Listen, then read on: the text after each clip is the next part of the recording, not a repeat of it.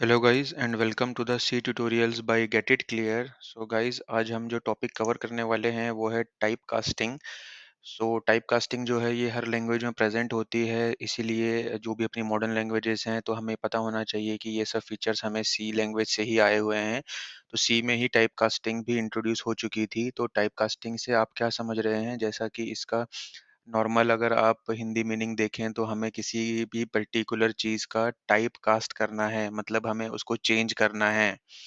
So guys, ये छोटा सा टॉपिक है सी से रिलेटेड, बट बहुत ही ज़्यादा इम्पोर्टेंट है अगर आप सी में कोडिंग करते हैं या कोडिंग सीखना चाहते हैं, या फिर अगर आप एग्ज़ाम्स के लिए प्रिपेयर कर रहे हैं, या फिर अगर आप कोई भी एग्ज़ाम दे रहे हैं स्कूल लेवल पे, कॉलेज लेवल पे। तो टाइप कास्टिंग से रिलेटेड बहुत सारे क्वेश्चंस बनते हैं एंड ये एक बहुत ही इम्पोर्टेंट कंसेप्ट है जो कि क्लियर होना चाहिए अगर आप सी में मास्टर होना चाहते हैं। सो गाइज, आइए देखें what is type casting. So type casting in C is used to convert a variable from one data type to another data type, and after type casting compiler treats the variable as of the new data type.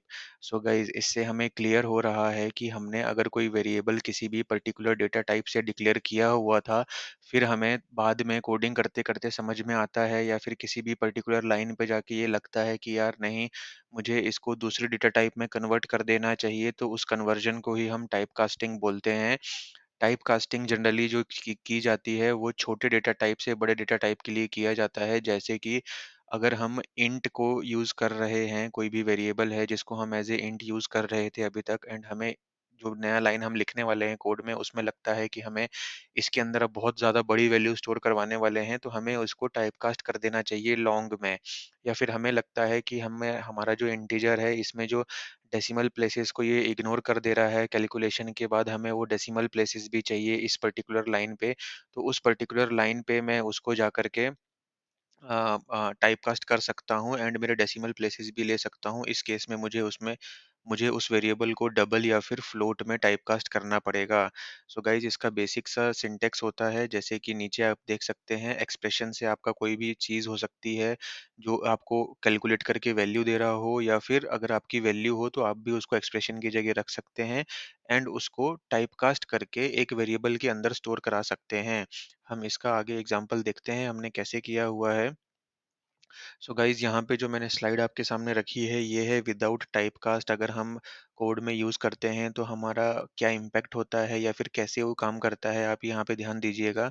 सो हमने यहाँ पे दो programme लिखे हैं, दोनों similar programme है। एक में मैंने ए को एज ए इंटीजर लिया हुआ है, एक में मैंने ए को एज ए फ्लोट लिया हुआ है, ताकि ये मेरी डेसिमल वैल्यूज़ को भी स्टोर करे। लेकिन अगर आप यहाँ पे देखें कि जब हमने प्रिंट करवाया हुआ है तो आपको इंटीजर को परसेंटेज डी एंड फ्लोट को परसेंटेज एफ से प्रिंट करवाना पड़ेगा, जो कि हमारे फॉर्मेट स्पेसिफायर हो जाते हैं। अब अगर मैं इन प्रोग्राम्स को एग्जीक्यूट करता हूँ तो यहाँ पे देखिए, यहाँ पे क्या हो रहा है, फ्लोट वाले में आपको 2.0000 आपको 6 डेसिमल प्लेसेस तक वैल्यू दिखा दी है। लेकिन जब मैं 20 को एक्चुअल में 7 से डिवाइड करता हूँ तो 2 के बाद तो मेरा कुछ और वैल्यू भी आना चाहिए था, समथिंग 2.8 2.7 या कुछ भी मेरा आगे वैल्यूज आनी चाहिए थी, वो नहीं आई हैं। सिमिलरली अगर मैं इंटीजर की बात करूँ तो इसने जो डेसिमल के बाद की वैल्यूज आनी चाहिए थी वो तो ली ही नहीं, एंड उसने खैर इंटीजर तो प्रिंट भी नहीं करता है, इसलिए आपको खाली वहाँ पे 2 का आउटपुट आ रहा है। सो गाइस, हम इसमें ये देख सकते हैं कि जब इंटीजर तो मेरा यहाँ पे एक मतलब इनवैलिड केस हो जाता है, मुझे इस केस में यूज़ ही नहीं करना है अगर मुझे डेसिमल वैल्यूज़ चाहिए भी तो। लेकिन जब मैं फ्लोट यूज़ कर रहा था तब भी मेरे डेसिमल प्लेसेस में जो कैलकुलेट होकर के वैल्यू आनी चाहिए थी वो नहीं आई है। इसलिए हम इसको एक सिनेरियो का नाम दे सकते हैं, that is my data is lost. So मुझे प्रोग्राम में रिक्वायरमेंट हो सकती है कि मुझे डेसिमल प्लेसेस इग्नोर करने हैं, तब तो मैं ये सिंपल ऐसे ही कोड लिख करके आगे बढ़ जाऊँगा एंड मेरा काम हो जाएगा। लेकिन अगर मुझे वो डेसिमल प्लेसेस चाहिए होंगे, मुझे एग्ज़ैक्ट आंसर दिखाना है या फिर यूज़ करना है आगे की मेरी कंप्यूटेशन में, मेरे प्रोग्राम के अंदर, तो उस केस के लिए हमें टाइपकास्टिंग देखनी पड़ेगी कि हम कैसे कर सकते हैं। तो हमने कुछ नहीं किया है, जो भी हमारे पिछले प्रोग्राम थे, हमने उसके अंदर सिर्फ़ क्या किया है, लाइन नंबर 2 में जब हमने ए को डिक्लेयर किया, उसके बाद हमने उसको टाइपकास्ट कर दिया है फ्लोट में, जो कि हमने आपको सिंटैक्स दिखाया था। सो वेरिएबल इक्वल्स टू जो भी आपको टाइपकास्ट करना है डेटा टाइप, वो डिफाइन कीजिए अपने नॉर्मल ब्रैकेट्स के अंदर, एंड उसके आगे एक्सप्रेशन। अब ये एक्सप्रेशन जो है ये 20/7 मैंने लिखा हुआ है, इसकी जगह पे मैं 3.567 मतलब जो भी मैं यहाँ पे लिख सकता हूँ वो एज ए एक्सप्रेशन कैलकुलेट हो जाएगा। आप सिंपल वेरिएबल कोई वैल्यू भी डिफाइन कर देंगे, वो भी एज़ अ एक्सप्रेशन ही ली जाएगी। जैसे यहाँ पे मैंने करंटली तो एक एक्सप्रेशन ही दे दिया है कि 20 डिवाइडेड बाय 7, तो ये कैलकुलेट होकर के फिर वो टाइपकास्ट होगा फ्लोट में एंड देन वो ए के अंदर जाके स्टोर होगा। सो इससे आपको क्लियरली समझ में आना चाहिए कि पहले ये कैलकुलेट होगा जो भी मेरा एक्सप्रेशन होगा, देन ये जो भी वैल्यू आएगी वो टाइपकास्ट होकर के फ्लोट में चली जाएगी एंड फ्लोट में जाकर के बाद वो देखेगा कि अगर वो जो डेसिमल प्लेसेस हैं वो रख सकता है या नहीं रख सकता है एंड देन ये कंप्लीट टाइपकास्ट होने के बाद ए को वैल्यू असाइन हो जाएगी एंड नेक्स्ट लाइन में हम प्रिंट कर देते हैं। सो गाइज हम यहाँ पे देखें कि इसका आउटपुट क्या आता है, तो यहाँ पे देखिए, अगर मैं इंटीजर वाले की बात करूँ तो वहाँ पे अभी भी आपको 2 ही आएगा। क्यों आएगा? क्योंकि आपका ए टाइप जो है वो इंटीजर है। आप उसमें टाइपकास्ट करके कुछ भी डाल दीजिए, वो डेसिमल कभी लेगा ही नहीं। ओके? जैसे यहाँ पे हम ये नहीं बोल सकते कि यहाँ पे टाइपकास्ट नहीं हुआ, यहाँ पे टाइपकास्ट हुआ होगा, लेकिन जब उसने ए को वैल्यू असाइन कर दी तब वो डेसिमल प्लेसेस फिर से इग्नोर हो गए क्योंकि हमने उसको इंटीजर ए लिया हुआ है। लेकिन हमारा अगर आप ये फ्लोट वाला प्रोग्राम देखें तो इसमें आपको अब एग्ज़ैक्ट आउटपुट मिल रहा है। ये एग्जैक्ट आउटपुट आपको क्यों मिल रहा है? क्योंकि आप देखें तो हमारा ए जो है वो फ्लोट से डिक्लेयर्ड है एंड हमने उसको जो एक्सप्रेशन थी हमारी वो कैलकुलेट होकर के फ्लोट में कन्वर्ट हुई एंड ए में असाइन हो गई जाकर के। तो ए ने इस बार क्या किया, जो फ्लोट में कन्वर्ट होकर के ये हमारे पास वैल्यू आई है, इसमें डेसिमल प्लेसेस को इग्नोर नहीं किया। वो इग्नोर क्यों नहीं किया एंड पिछले वाले में क्यों इग्नोर किया था, अगर आप यहाँ पे ध्यान देंगे तो गाइस जब भी आप ऐसे कोई एक्सप्रेशन सिंपल लिख देते हैं तो ये सिंपल आपका इंटीजर रिटर्न करता है, इसलिए हमें यहाँ पे एक्सप्लिसिटली इसको फ्लोट में कन्वर्ट करना पड़ा कि इसको कैलकुलेट करने के बाद एज ए फ्लोट स्टोर कर लो। इसको फ्लोट में अगर स्टोर करेंगे तो वो डेसिमल प्लेसेस को स्टोर करेगा, नहीं तो वो क्या कर रहा था 20/7 करके कंपाइलर जो है वो खाली 2 स्टोर कर रहा था एंड पिछली स्लाइड में अगर हमने जहाँ पे फ्लोट नहीं लिखा था इसलिए वो क्या कर रहा था, ए को 2 की वैल्यू देता था, लेकिन जब हम ए को प्रिंट करते थे तो वो 2.000 प्रिंट करता था क्योंकि वो तो यहीं पे डेटा लॉस हो चुका था हमारा, जो डेसिमल प्लेसेस का था। सो गाइज़ यहाँ पे अगर आप ध्यान दें, अब हमने इसको फ्लोट में किया है तो ये कैलकुलेट होकर के जो डॉट के बाद का डेटा होगा वो भी रिटेन होगा एंड ए को असाइन होगा, इसलिए आपको करेक्ट आउटपुट मिलेगा। सो गाइज़ मुझे लगता है अब आपको ये क्लियर हो गया होगा। यहाँ पे जैसे ही हमारे आउटपुट आए तो हमने एक लाइन भी आपके लिए यहाँ पे ऐड की हुई है, it's best practice to convert lower data type to higher data type to avoid data loss. Yes, जैसे कि मैंने आपको बताया था कि हमेशा हम छोटे से बड़े में ही करते हैं, लेकिन ये ज़रूरी नहीं है। मैं क्या कर सकता हूँ, एक फ्लोट को इंट भी कर सकता हूँ, लॉन्ग को इंट में भी कर सकता हूँ।